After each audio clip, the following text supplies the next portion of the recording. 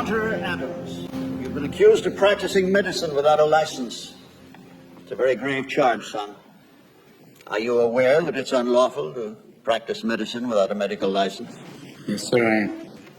Are you aware that running a medical clinic without the proper licensing can place both you and the public in a great deal of danger? Is a home a clinic, sir? If you are admitting patients and treating them, physical location is irrelevant. Sir, will you define treatment for me? Yes, treatment would be defined as the care of a patient seeking medical attention. Have you been treating patients, Mr. Adams? Well, sir, I live with several people. They come and go as they please. I offer them whatever help I can. Mr. Adams, have you or have you not been treating patients at your ranch? Everyone who comes to the ranch is a patient, yes. And every person who comes to the ranch is also a doctor. Every person who comes to the ranch is in need of some form of physical or mental help. They're patients. But also every person who comes to the ranch is in charge of taking care of someone else. Whether it's cooking for them, cleaning them, or even a simple task as listening. That makes them doctors. I use that term broadly, gentlemen, but is not a doctor someone who helps someone else?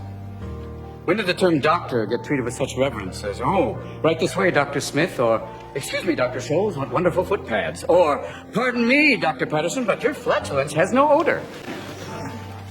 At what point in history did a doctor become more than a trusted and learned friend who visited and treated the ill? Now, you ask me if I've been practicing medicine.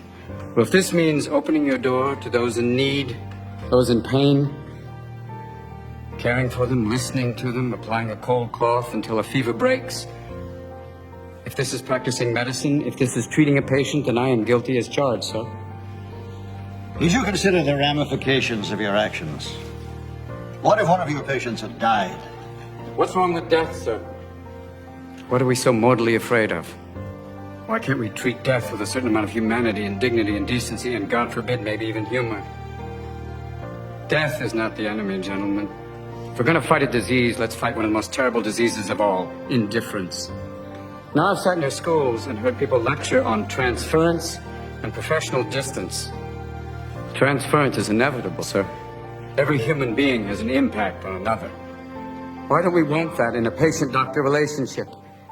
That's why I've listened to your teachings and I believe they're wrong. A doctor's mission should be not just to prevent death, but also to improve the quality of life. That's why you treat a disease, you win, you lose.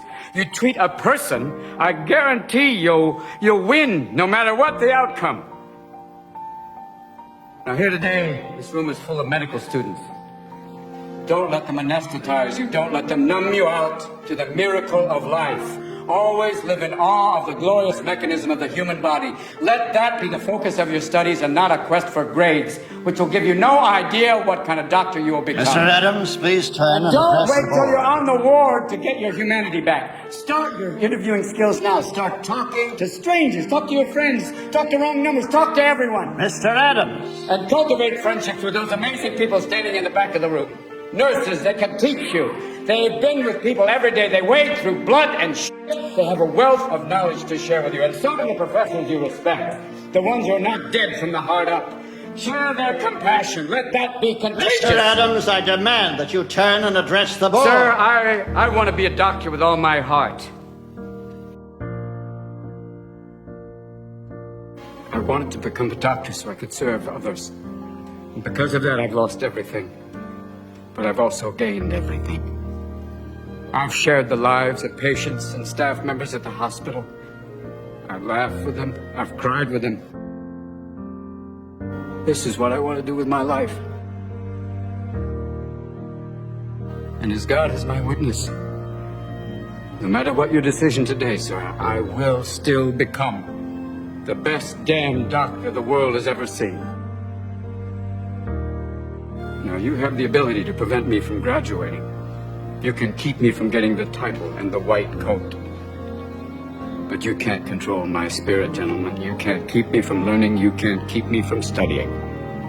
So you have a choice. You could have me as a professional colleague, passionate, or you can have me as an outspoken outsider, still adamant.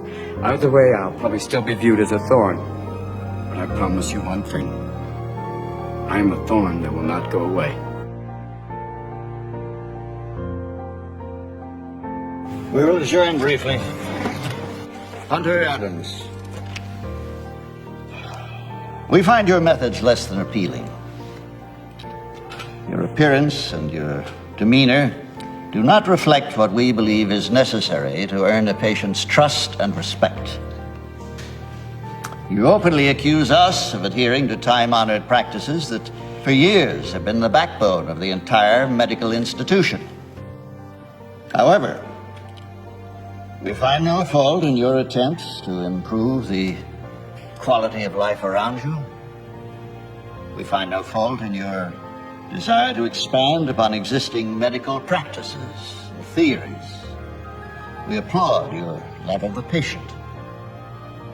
Your grades are among the highest in your class, and therefore we find no merit in the decision to block your graduation from medical school.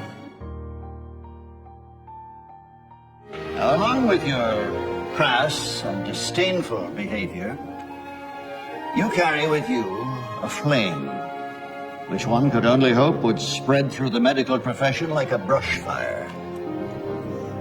And, Dean Walcott, in the future, I think matters like this could best be solved if you yourself would practice a little excessive happiness.